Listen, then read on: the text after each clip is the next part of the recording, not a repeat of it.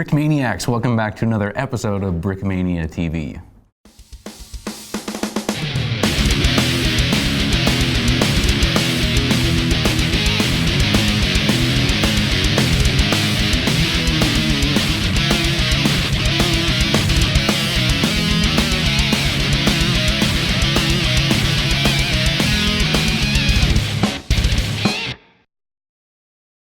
Hey Brickmaniacs, welcome back. I am joined with Cody for his final episode of Brickmania. Just kidding. Hey, welcome back, Cody. You're here still. Final. It's not your final episode.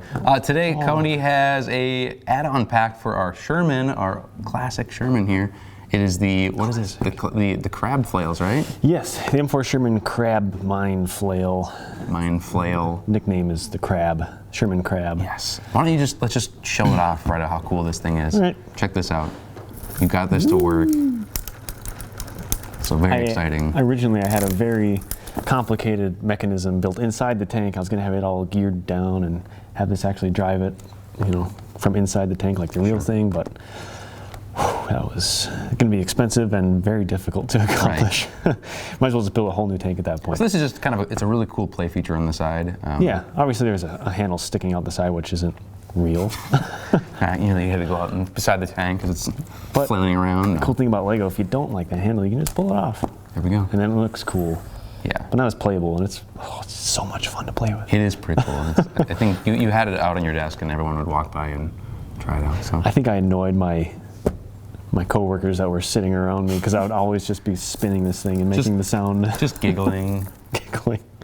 So yes, that works with our M4 Sherman that is just freshly restocked right now. Yeah. So that'll go great together. So this is I mean, obviously what it looks like fully built. Mm-hmm.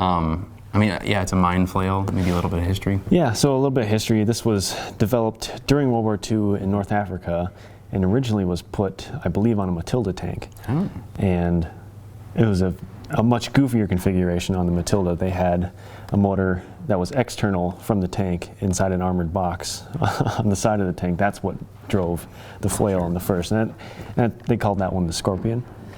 And eventually this was put into production for the M4 Sherman as the Crab was the nickname for that.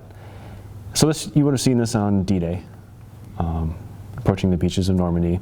Typically they would roll in groups of 5. You'd have 3 tanks with flails in the front, making a wide path, and then you'd have 2 tanks behind to give fire support. Also armed with the crab flail for just in case one of the lead tanks was to become disabled by blowing up a mine, because that's what they're intended to do, is to blow up the mine. Then one of the tanks behind could take the place of one of the front runners. So, yeah, I mean, it's cool and it's fun to see pictures of it's just flailing like crazy. There's dirt flying everywhere. Typically they would turn their turret around to the back so they don't get dirt in the barrel. Right. I have seen other modifications where they have mirrors on the back. That's pretty cool. Yeah, very, very interesting. Apparently these crews found themselves to be very prestigious. Ooh. Like they were very highly trained. They were disappointed when they were told they had to remove them from their tanks. They're like, no, we're the elite tank crews. We're highly trained to use these mine flails, but decently effective. Yeah, decently effective, so long as you don't lose a flail to a mine, because usually when you explode a mine, you might lose one of those flails, and then you have a hole, and there's potential that you could miss a mine. So they may not get everything through a sweep. So there's still some potential danger for the infantry falling behind. Sure.